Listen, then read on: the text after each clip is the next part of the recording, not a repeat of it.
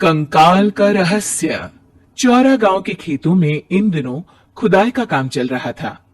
असल में इसी गांव से होकर एक अच्छी सड़क गुजरनी थी, इसलिए यहां खुदाई शुरू की गई थी। अचानक एक दिन खुदाई करने वाली मशीन से कुछ टकराता है। बाद में जब खोजबीन की जाती है तो वहां से दो कंकाल मिलते हैं। पुलिस गांव के लोगों से पूछताछ शुरू करती है। आप लोगों को क्या लगता है ये किसके कंकाल हो सकते हैं? अरे साहब, हमें क्या पता ये किसके कंकाल है। आप ही लोग पता लगाइए, हम लोग तो बहुत ज्यादा डरे हुए हैं। हाँ हाँ, हमारी फॉरेंसिक टीम अभी आ रही है। ये बताओ कि इस गांव के रहने वाला कोई जोड़ा गायब तो नहीं ना? क्योंकि शुरुआती जांच में तो ये बात सामने आ रही है कि एक कंकाल किसी पुरुष का है तो एक किसी महिला का। साहब, हमें तो बहुत डर लग रहा है। ऐसे कंकाल मिलने का मतलब गांव के आसपास ही किसी की हत्या हुई है या फिर किसी को जलाकर मार डाला गया है। हाँ साहब, हम अपने परिवार को लेकर बहुत ही ज्यादा परेशान हैं। देखिए, आप लोगों की परेशानी हम समझ सकते हैं, लेकिन आप लोगों को पुलिस का सहयोग करना होगा, क्योंकि आपके सहयोग के बगैर हम ये पता नहीं लगा सकते हैं कि आखिर ये किसके कंकाल है और इनकी हत्या किसने की। ठीक है साहब, गांव के लोग आपका पूरा सहयोग करेंगे। हाँ हाँ साहब, पूरा सहयोग करेंगे। तो फिर ठीक है, हम अपनी जांच शुरू कर देते हैं। कुछ दिन बाद जांच रिपोर्ट आ जाती है। पता चलता है कि ये कंकाल करीब 20 साल पुराने हैं, यानी 20 साल पहले किसी जोड़े की हत्या कर शव को यहां पर दबा दिया गया था। इंस्पेक्टर राघव, ये बताओ कि 20 साल पहले की मर्डर मिस्ट्री क्या आप सुलझ सकती है? हाँ हाँ सर, क्यों नहीं। लेकिन अब सबूत और गवाह काफी मिट गए होंगे। मुश्किल तो होगी, लेकिन शायद किसी परिवार को इंसाफ मिल सके। इंस्पेक्टर राघव, आप बिल्कुल सही कह रहे हैं। किसी परिवार को तो इंसाफ मिलेगा ही, और किसी को उसके किए की सजा भी मिलेगी। जी सर, मैंने तो जांच शुरू भी कर दी है।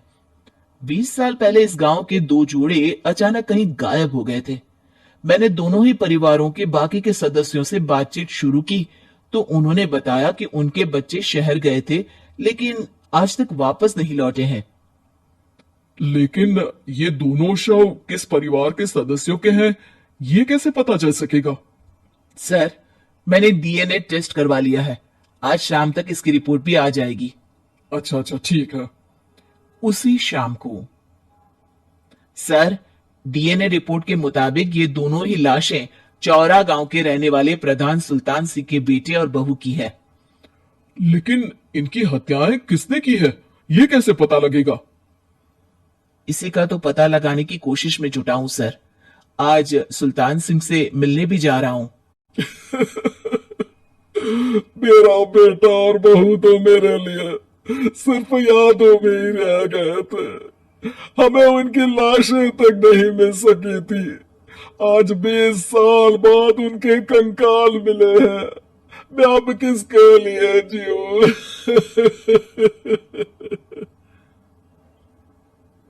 लेकिन सर, क्या आपकी किसी से कोई दुश्मनी थी? अपने बेटे बहू की हत्या के लिए आप किसे जिम्मेदार मान रहे हैं? अब मैं किसका नाम बोलूं? मेरी तो किसी से दुश्मनी नहीं थी, बस मेरे बेटे बहू को कोई वापस ला पाता।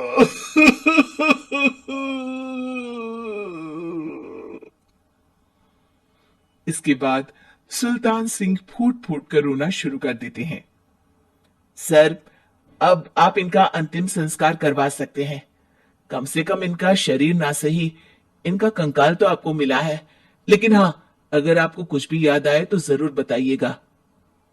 मेरी तो बेटा अब उम्र हो गई है, लेकिन मेरे बेटे और बहू के हत्यारों का जरूर पता लगाइएगा, क्योंकि जब तक हत्यारे पकड़े नहीं जाएंगे मेरा मन नहीं मानेगा।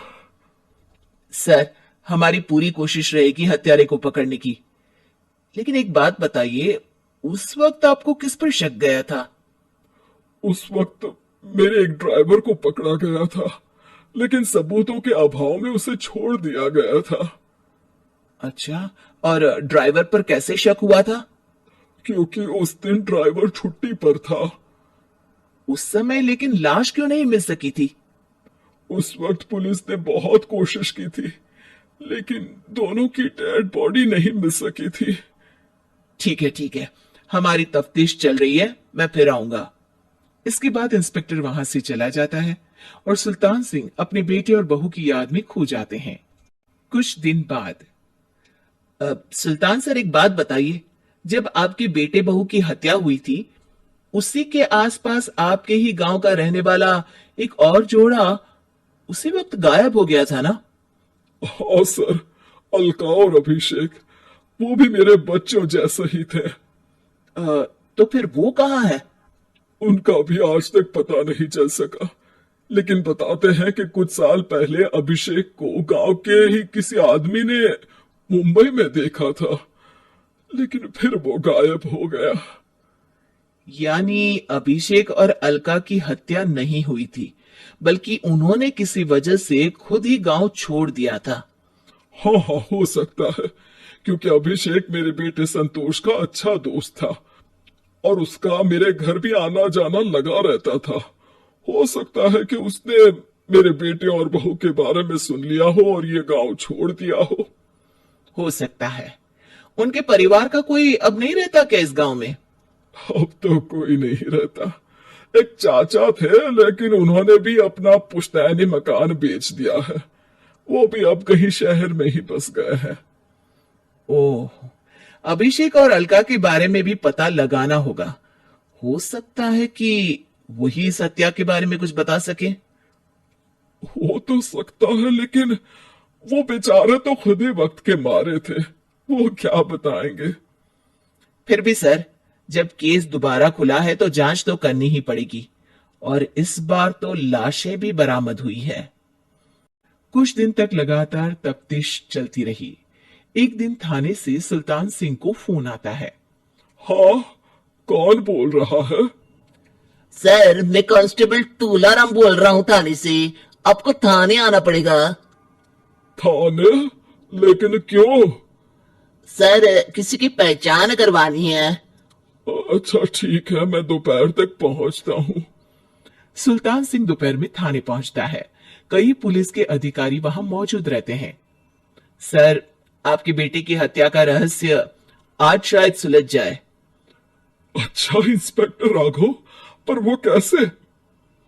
सर, उस आदमी को देखिए, क्या वही अभिषेक है? सुल्तान सिंह की आंखों में हैरानी से आंसू आ जाते हैं। हाँ सर, यही अभिषेक है। ये आपको कहां से मिला?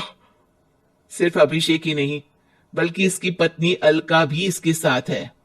मैडम, जरा अभिषेक की पत्नी को लाइए। जैसे ही अलका को पेश किया जाता है, सुल्तान सिंह जमीन पर गिर जाते हैं। सुल्तान सर, क्या हुआ आपको? आप अलका को देखकर गिर क्यों गए? सुल्तान सिंह सर पकड़कर बैठ जाते हैं। ये अलका नहीं, बल्कि ये तो मेरी बहू रितु है।